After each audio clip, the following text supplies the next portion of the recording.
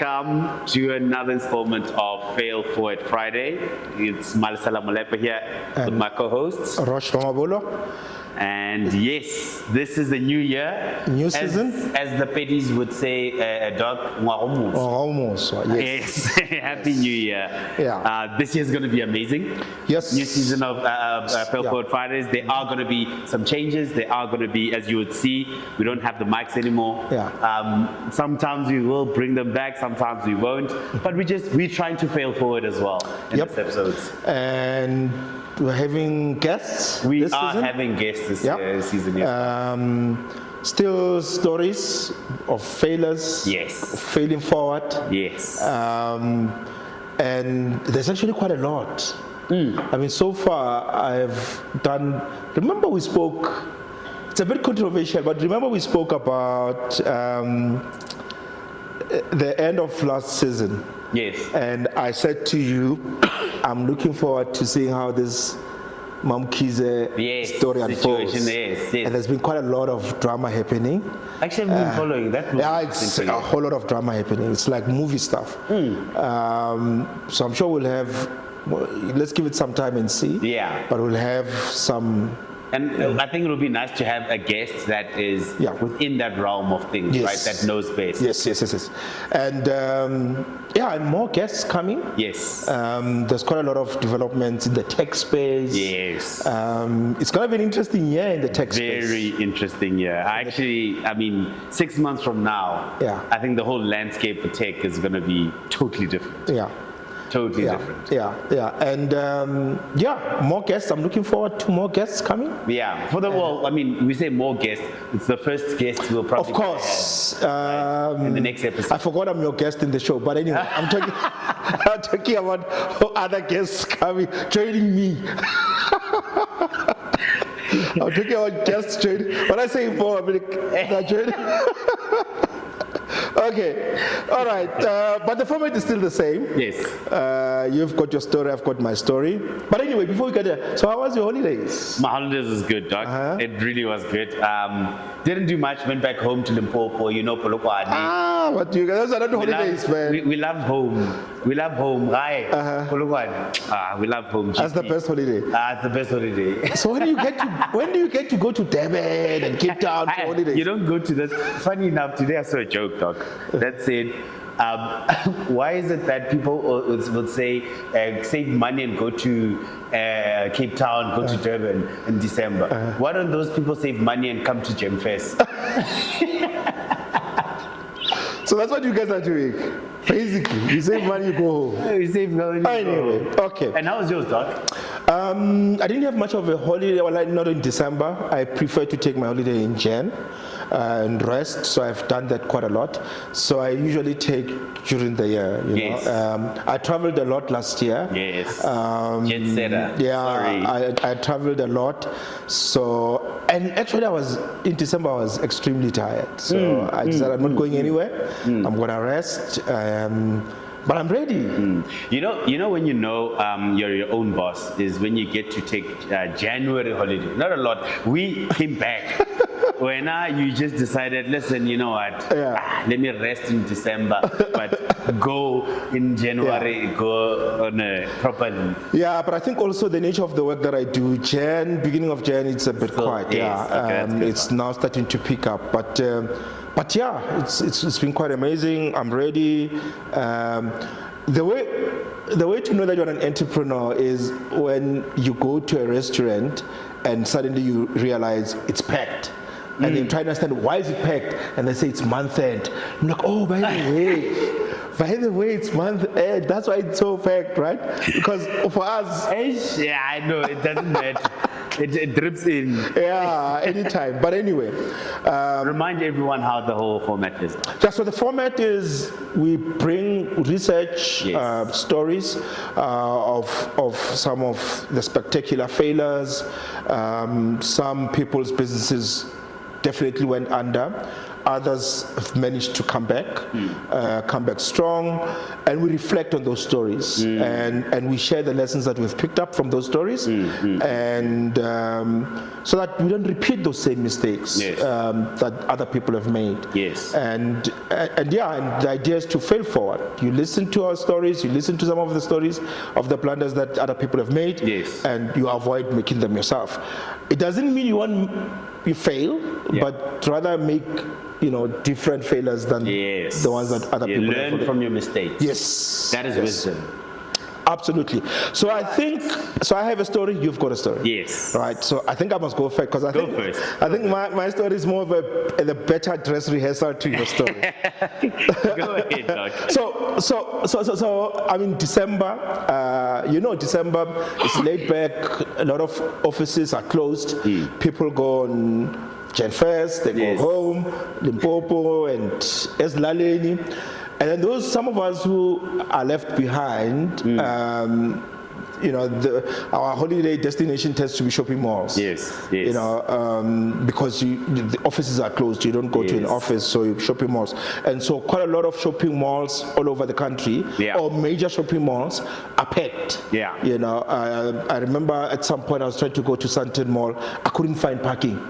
I looked for like 10 minutes for parking. That's how packed it was.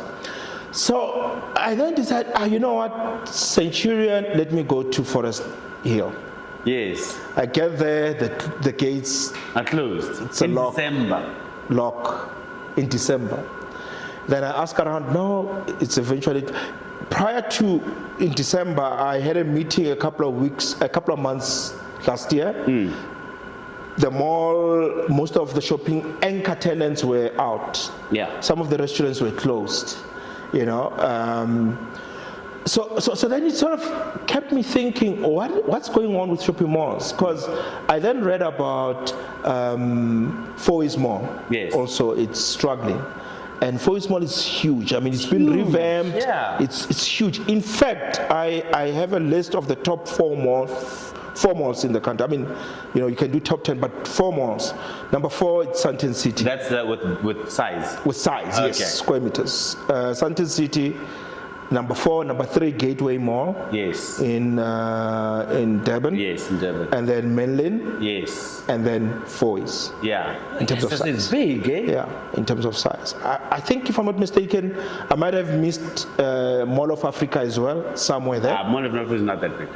Well, yes. It's big, but it's, Yes. So if Fourways Mall, which is supposedly the biggest mall in South Africa, and you can argue in Africa. So it is actually the biggest in South Africa. Are you serious? Yeah. Actually, I went there the one time, Doc. Sorry, before you. I actually went there the one time looking for something, and I was lost. It is so big that it's unnecessarily big. Yeah. It really is. And I think there are certain sections where they are not occupied. Yeah.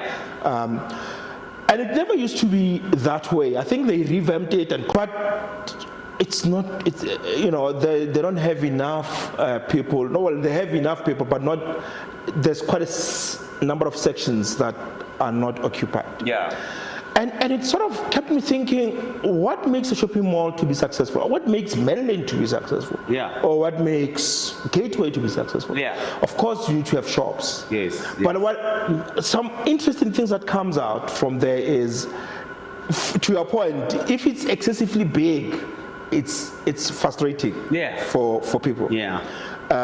If the parking is too far away from the shops, and you park there, you have to walk. Yeah. It's right.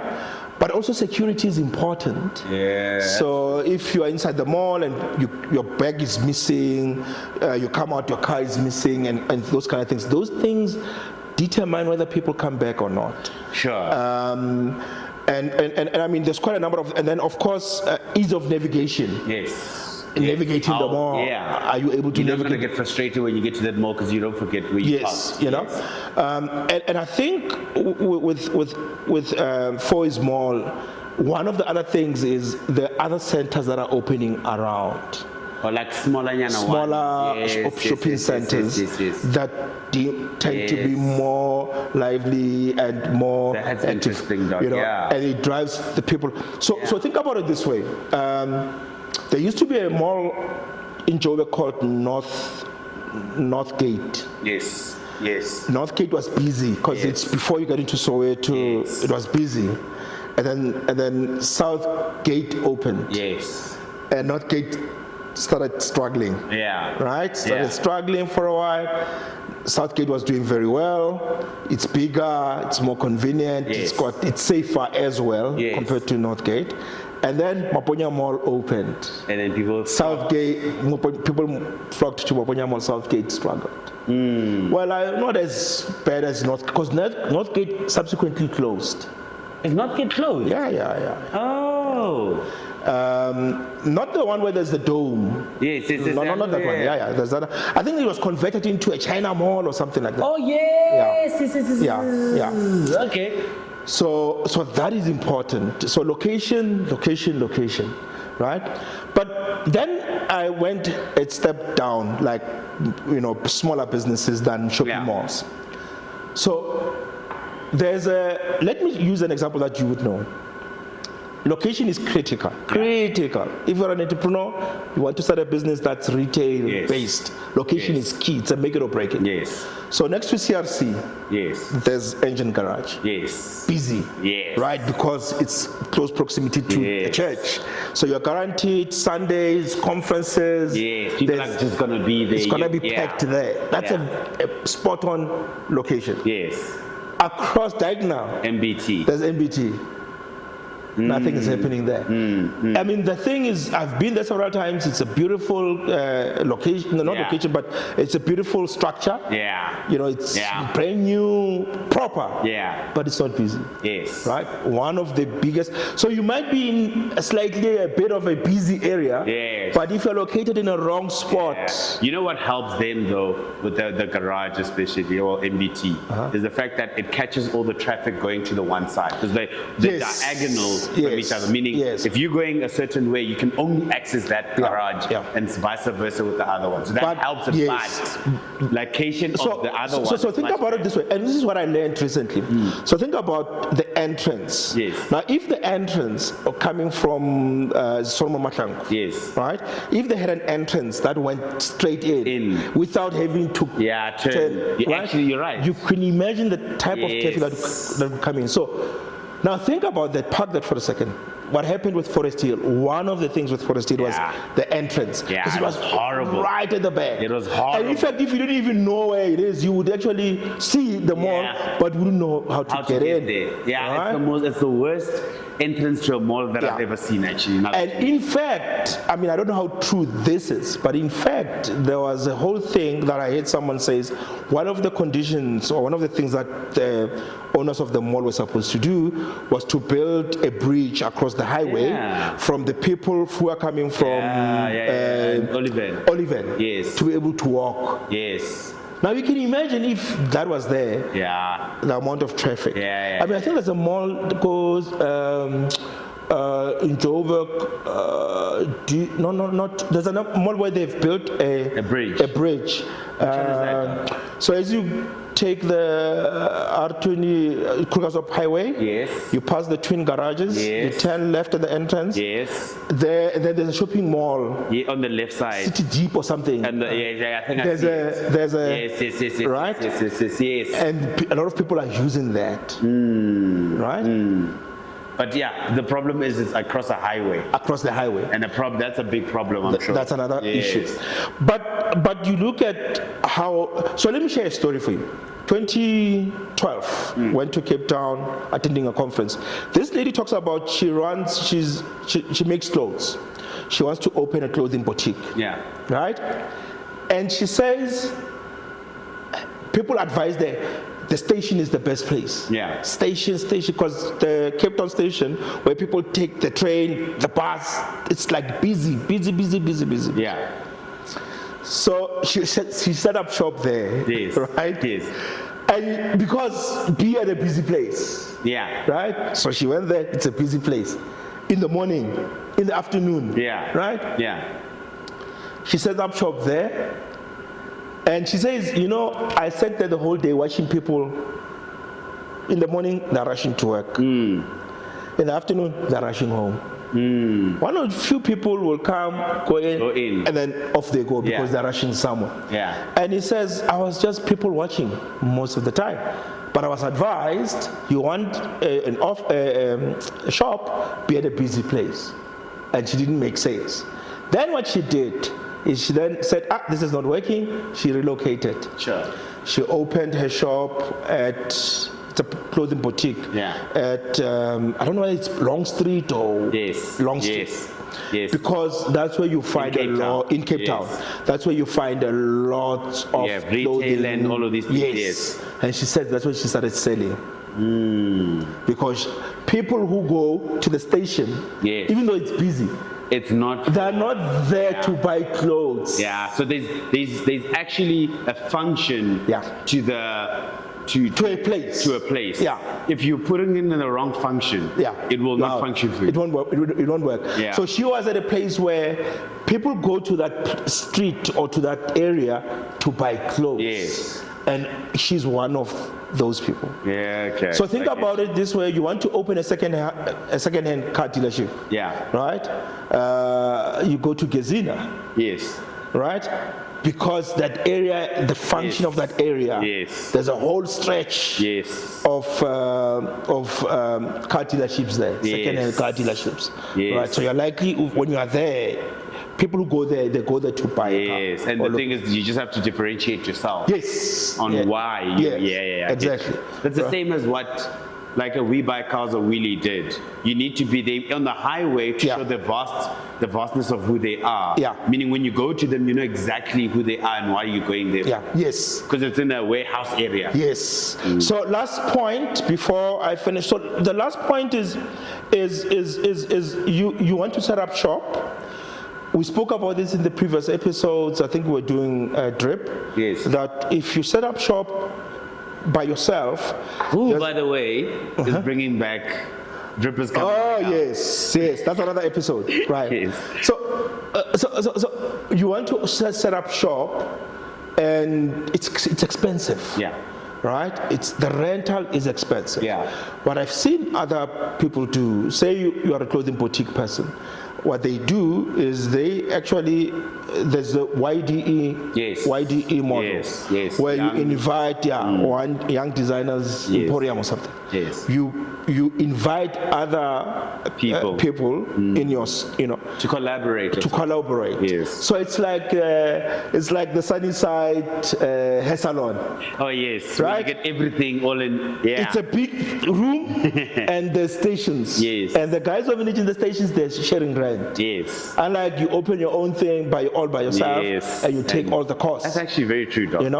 So if you're an entrepreneur, you want the space, it's expensive, collaborate with others, share the room, share the space, share the rent, share water, lights and everything, right? Yeah. And that way it becomes convenient. Yes. But the location itself, it needs to be in a space, I like what you say, that serves that function. Yes. Yeah.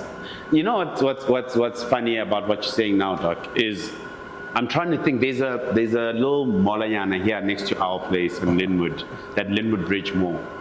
They're actually closing it down, but to renovate it. And my thing is, I don't think renovation will probably help it.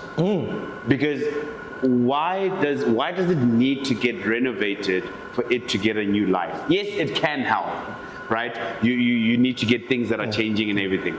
But the people that you're attracting clearly weren't coming in the first place. Yeah. The reason I'm also saying that is that you have any mall will have anchor tenants, right? That's how they survive. That anchor tenant brings other people, brings the people that are coming to Checkers, are coming to Pick and Pay, to shop at Checkers or Pick and Pay, and then they're going to other shops. That's the mall. That's what a mall functioned as, right? But then one of the questions then I had that a Pick and Pay, yes, Pick and Pay is failing, but to be honest, Pick and Pay failed, and this is obviously another story, but it's failing in a place where it's not, if it's serving a function. I mean, it's food. If you are in that place and you have a whole lot of people coming to shop and they need food, they'll come to a Pick and Pay because it's conveniently there. Yeah. But if people are not even coming there, it means there's a bigger problem. You know, there's a Pick n Pay close, another one down on close to where I stay, a few, maybe 2 Ks away. That one is always full by Willoway. It's always full. Because there's McDonald's there. There's McDonald's, there's all of those things. Yeah. But my question is, it means Pick n Pay is not the problem. Yeah.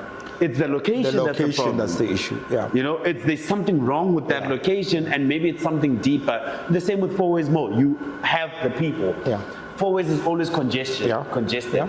Why can you not bring more people in? So somebody said something quite interesting. He said the reason why Mall of Africa is busy is because the waterfall area is developing. Yes. Right? And they have not reached their max. Yes. There's still new developments that are coming. Yes. Because I saw there's other developments across the highway. Yes. And there's still other developments coming. Yes. Right? And therefore it means It's the still area, feeding. it's still feeding. Yes. Right? And somebody said, 4 Ways is done. Oh, they have max capacity. Yeah. But I disagree to a certain extent. Santon is always full. Yeah. It's reached its max. It reached max a long time ago. Santon has got Diamond Wharf. I mean, like everybody in Africa wants to go to Santon. Okay, cool, dog. Santon is one place. Menlyn. Yeah. Menlyn has been developed. Yeah. Why? Yeah. You see, Well, I don't know the psyche of why these things are happening, but something must be wrong. Yeah. Because 4 Ways is losing money. It's not making. Yeah, I'm sure they're losing. Yeah. If they're not breaking even, they're losing money. But anyway, that's my story. Hey, this story can go forever. I'm sure some other case studies that we'll talk about will have a location in it as well. Because it's actually quite interesting. Yeah. Well, I liked yours. But in any case, this one is a developing story. Yes. It's about the whole AI landscape. For those that don't know, there's the ones that have been living under a rock. Yeah. AI has taken over, or is taking over, Yes. in the form of large language models, which is basically things like ChatGPT, Llama, Claude. Those Gemini, are Gemini, the Google one. Those are what is.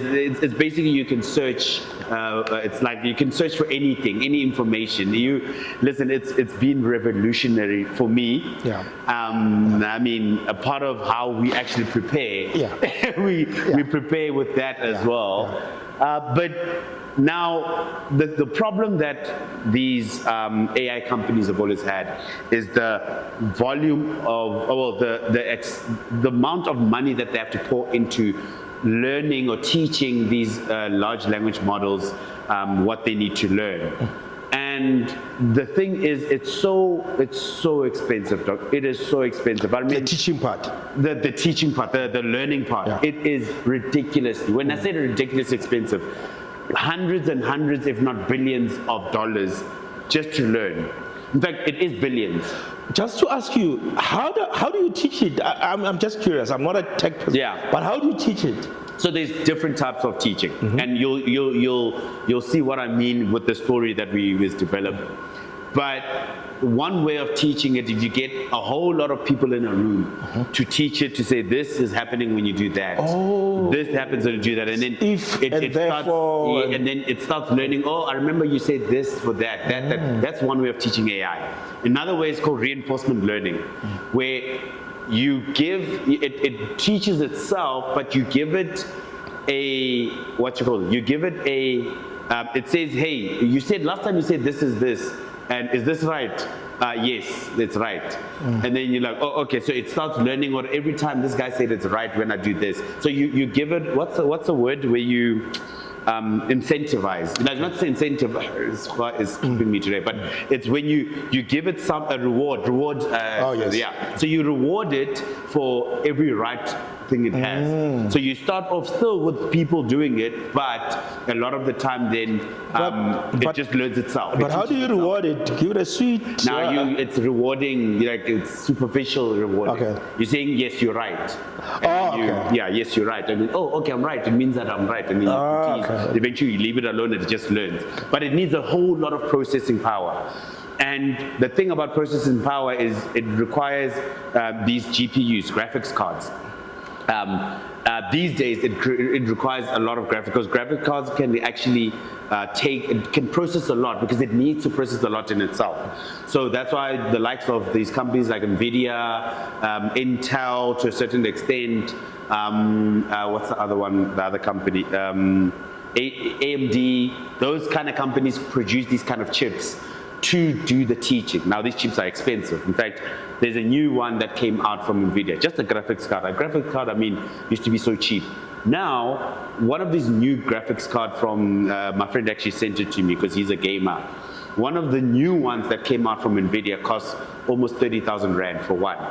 And you find these guys actually, from NVIDIA and everyone, are buying, are selling them to all these AI companies, and all these AI companies are spending literally billions just to buy them so that they can teach their models. So literally, right now, it's an AI race, right? So the thing is, again, the problem is it's expensive. It requires a lot of resources to do it. It requires a lot of energy. And you're built just to teach. I'll give you an example. To teach the new model that I think it's either ChatGPT, the model 03 or the new one 04. No, not 03. Yeah, 03 or 04, one of the two. To teach it required something like $5 billion. To teach that for us to then $1 billion. That's obviously GPUs and but where does it people. So the money goes to the resources, the people. All the resources. So it's literally the team, the actual tech that the hardware that they're using, the energy that is consumed. Everything. So the data center itself, the safety for data center, for the failback, everything. Virus protection. Everything. Whatever it is, $5 billion. And this is $5 billion within the space of, I want to say, a year or two. Not even that, but yeah, a year or two that they've spent, that they've spent doing that. Here comes, so the whole thing around this AI thing now, here comes a company from China. No, but before you get there, I'm just thinking about when you say it's a race. I mean, you remind me of the discovery of diamond in Kimberley, where everybody just came, like discovery of diamond, discovery of gold, they gold just rush. Yeah, everybody's in it. So it's like that. It's a race. It's like really everybody's like AI guys. Here's a space, dig here. This is your space, dig here. And here's the thing: dig here. We're digging. Yeah. Oh wait, there's another new way. Oh look, let's run there. Let's dig there. It's exactly like that. Oh my It is exactly like that. Now, obviously, the leaders in this sense are the Americans. Yeah. Before obviously we get to the story, Yeah. the leaders are the Americans because they have the biggest funds. Yeah. Which and I'll talk to that in a bit. Yeah. So the leaders are the Americans, all the big American players. Again, Google, Microsoft, Meta, X. So the value chain is owned by them. I mean, NVIDIA with the hardware. NVIDIA with the hardware, you know what I mean? Yeah. The NVIDIA one is actually quite interesting, and I'll talk to that as well. But what's now happening, now let me get to what's happening now. Yes. And it's not a small company. People make it look like it's a small company, but it's a hedge fund that is managing $8 billion of assets in its, in the hedge fund. But this company called DeepSeek, that is started by a hedge fund company, started by a guy named Li Wenfeng. This guy's quite young. He's 40 years, 39 years, turning 40 this year. And he starts this as a side project, but I think in a year or two, 2021, I think they said, or 2022. Starts this as because obviously hedge funds do a lot of quantitative related, they do a lot of AI. He's building AI on the side to help him with the quantitative stuff, right? And what then happens is when he moves, he starts doing this LLMs on the side, starts getting interest in it, he's doing it on the side, eventually sees a flip. This is actually quite interesting. He starts he opens a new company, which is DeepSeek, to run this whole LLMs or whatever, right? Do the race as well. And I wanna give you a perspective.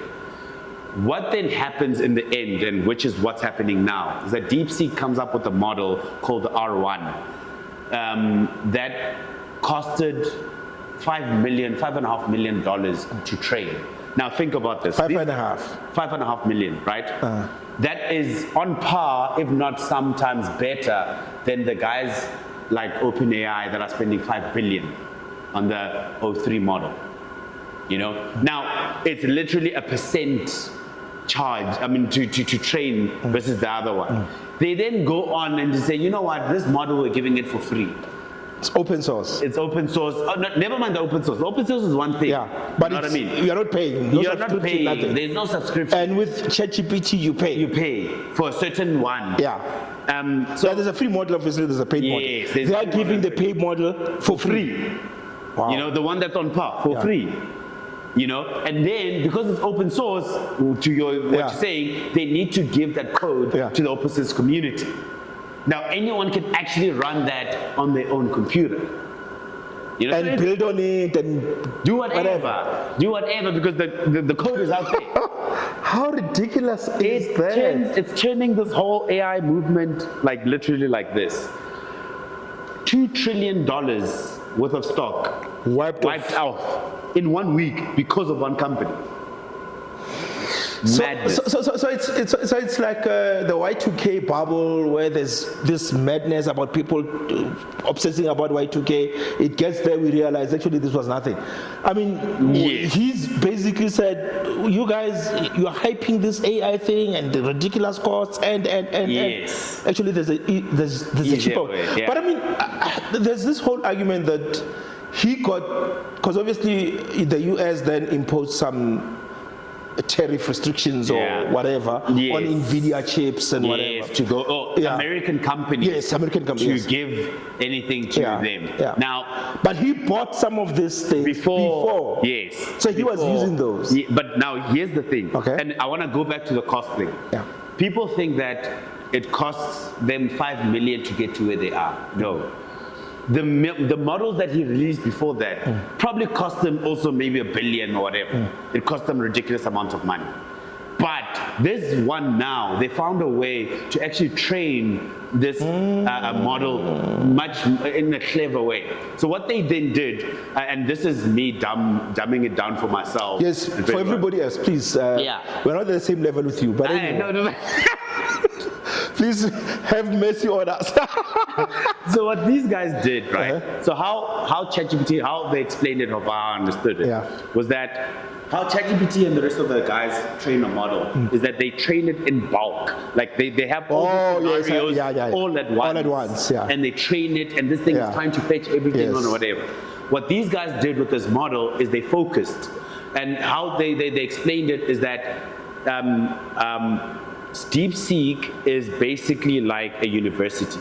It has specialties, departments. Yes. And that's how they trained it. Yeah, so they have like a law faculty. They do the law stuff, medicine, they do the medicine thing. So it's decentralized. It's decentralized, and therefore it makes it cheaper because you're not training everything all at once. You're not throwing eggs all on the table and they're open on the wall and hoping one doesn't break kind of thing. So if you ask it something law related, it goes there. And it says, yes, this is what I want, and it brings it back. Even the learning part, exactly like that. It compartmentalised basically in a way. So he then does, obviously they do it in that way, obviously they get these funds, and this is very dumbed down obviously. Now, it comes back and it then comes back, all of these guys are freaking out, NVIDIA stock goes down. And now someone said this, and I do agree with it. It's Jensen, not Jensen actually, who's the Microsoft Patel. Microsoft CEO. Sanya Patel. Yeah, Sanya Patel. He then says, look, I mean, for the one thing that these people think, especially from a hardware point of view, they think that a lot of like these guys are going to take a hit, which they will, definitely will take a hit, and they are taking a hit now. Which guys? The hardware guys or whatever, right? Yes. NVIDIA's. But if you think of it, these models are only going to get cleverer, meaning they are still going to need more GPUs. Now, the whole thing that happened is that he bought those GPUs before, right? And he used those GPUs to train it to the ones, meaning the older GPUs obviously require not as much And he did it with ones that are older, where these new guys are doing the state-of-the-art new GPUs that came out that cost billions and billions of dollars. Elon Musk actually bought something like 5 billion or 4 billion worth of hardware from NVIDIA, like earmarked for him. You know what I mean? Like things, crazy things like that. And here comes these guys that are limited, not in money, but in resources. In resources, yeah. And it comes back to what we've always said, Doc. When I say Doc, it comes back to what we've always said. The Americans, the thing about Americans that they have, the problem that they have, is the man with the hammer syndrome. Where if every problem looks like a nail, right? Where they throwing money at problems instead of thinking, listen, we are limited.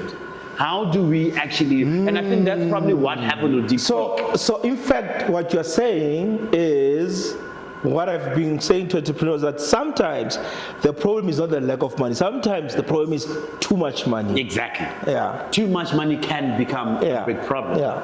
Where it's not a problem until you get disrupted, and that's what's happening, yes. Right? Because I mean, if too much money comes, you can't think outside the box. Yeah. You just, if there's a problem, throw money. Here's a problem.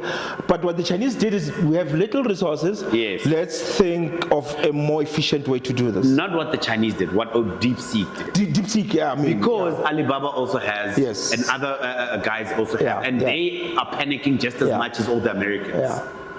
You know, so it took a small hedge fund that it manages 8 billion. It doesn't have 8 billion. Yeah. You know what I mean? Yeah. And it took them creative thinking to say, flip, okay, I think there's a better way to do this. Okay. Let's try this. So it's a disruption. The Americans are obviously eating humble pies. Yes. And I'm loving it, by the way. I'm definitely prizing the US. They are in really deep sick. Yes. You can call it that. They are really deep sick. Yes. So what? Where to from here? I mean, what's stopping the Americans from replicating what? No, they probably will. Yeah. I mean, now they are taking, instead of attacking it with viruses, and why can't they just say, let's also? They probably will get to that point, right? But they need to. You almost need to go back to go forward. Right? Because it's not as easy as, oh yeah, let's just do it exactly this way. They have the talent, and they're probably on it as we speak. Yeah. But as we speak, funny enough, OpenAI gave the O3 model for free now. Is it? Yeah. It came out yesterday or this week. Is it? They're giving it out for free because they need to. I stopped using OpenAI last week. I was using DeepSeek's, so I didn't know that. The one thing that the Americans have on DeepSeek and on all of these things is that they are always, and that's the Americans are clever, Doc. My goodness, the psychological games that these guys play are next level. They obviously, and look, to a certain extent, they are right, but we're not 100% sure that they're right. But what I'm saying is, they now saying, no, your data is going to the Chinese. So it's a TikTok thing. It's exactly the TikTok thing. That they banned. Because actually I was thinking about that. Yeah. To say if you ban TikTok for a day, whatever, the argument being it's a Chinese thing and therefore we are giving our enemy data. Yeah. Why couldn't the same argument hold for DeepSeek? And that's exactly what they're doing. Oh wow. Okay. And they're like, it's national security, what. And people are like, okay, no, we get it, but we'll take the open source part and do it on our own computers. Yeah, and which is amazing. But the damage is already done, because what it then means is most of these AI companies, they need to revisit their valuations. Yeah. The one that actually maybe might work out for them, because they also use open source, is Llama with Meta. Meta uses open source as well, which maybe, yes, they are panicking, obviously, because they were reliant on that. Yeah, but I mean, there are plans to build this big plant, data center, whatever. Going back to that, the Americans set out $500 billion as a fund for AI companies. Yeah. And these guys were all happy. And it's so amazing, dog. Oh my gosh. It is so cool. They all amazing, 500 billion, we've got the money, right? And then here comes these guys, they disrupt them, and then they're like, okay, wait, what are we now doing with this 500 billion? Because we don't actually need 500 billion. Because they've proved you don't need You know what I mean? Now, again, this is all things that are still developing. Yeah. We will see in due time in the next, like the AI space is so fast, within the next month, trust me, there's a lot that would have happened. Yeah. OpenAI probably would have brought a new model that is significantly lower, you know what I mean, than the cost of the other one. True, but the bubble has been burst, you know. It still hasn't burst yet. We haven't even seen. Is it? Not even close.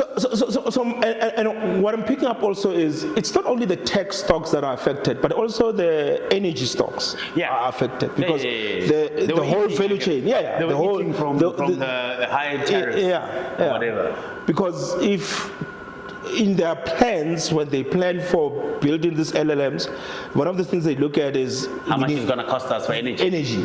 Now we don't need that amount of money for energy. No. So it means that the stock for energy companies is also go down.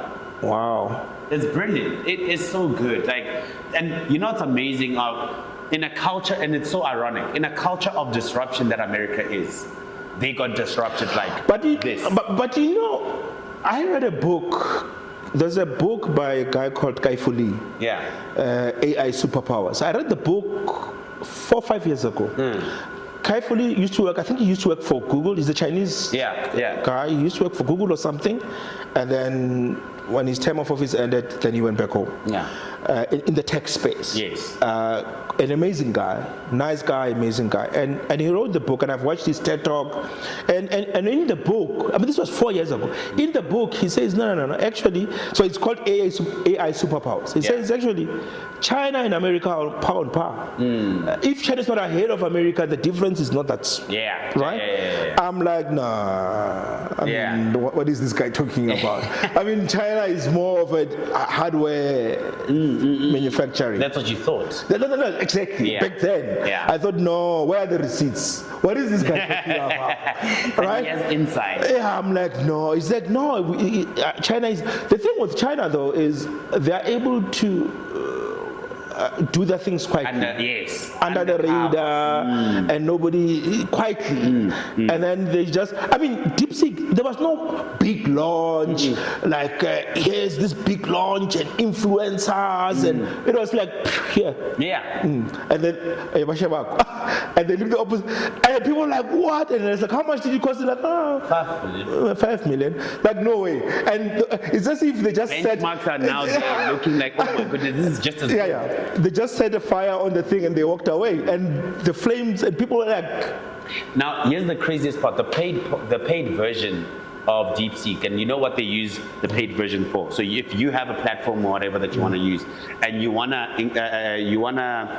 use that AI, DeepSeek AI, what they do, or any AI, what they do is they give you an API to call. Okay, this is what I want. Give me the information back, whatever. They call it tokens, and it's something like one of my colleagues was actually showing me. It costs for OpenAI for every call. It costs something like 15 cents, which doesn't sound like a lot. 15, 16, whatever cents costs a certain amount of cents.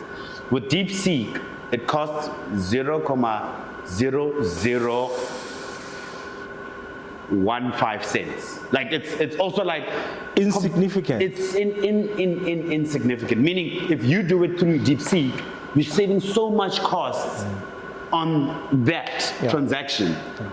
So, last question for me. Do you think, I mean, it may be a conspiracy, I don't know.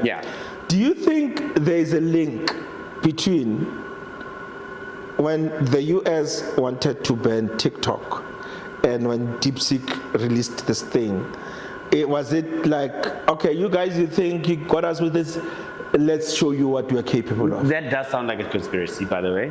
No, I'm saying it sounds like a conspiracy. With this world, Doc, one of the things I've learned in my short life. Because it happened at a very, within a week, 2 weeks apart. Like I wouldn't take it past China for them to do that. It's you know, these the games these guys play at the top is games that are like I said, I mean, $2 trillion wiped off. Oh, and it's like an ace. Because it's like, so you guys, you think you can. But I don't think so, but I wouldn't take it past them for that to happen. Because, I mean, for me, it was like a very interesting coincidence. Yeah. I mean, it might not be related. Yeah. But I think the message that comes out from the US is you don't underestimate the Chinese. Yes. Right?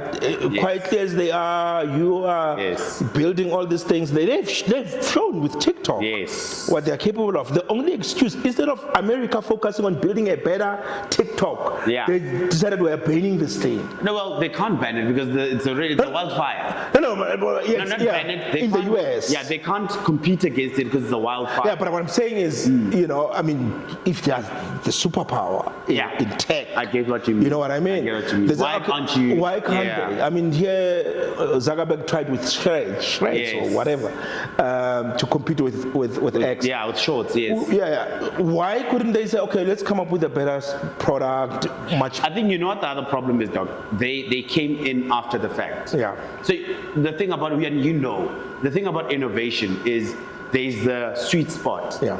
You can't come in too early, you can't come in too late. Yeah. And a lot of the time timing is important. Yeah. Timing is very important. And with this, with Shorts, with TikTok, they had the perfect timing. Yeah. They had kids that only wanted short span videos, and they probably tested it in China and said, listen, people are all the same over everywhere.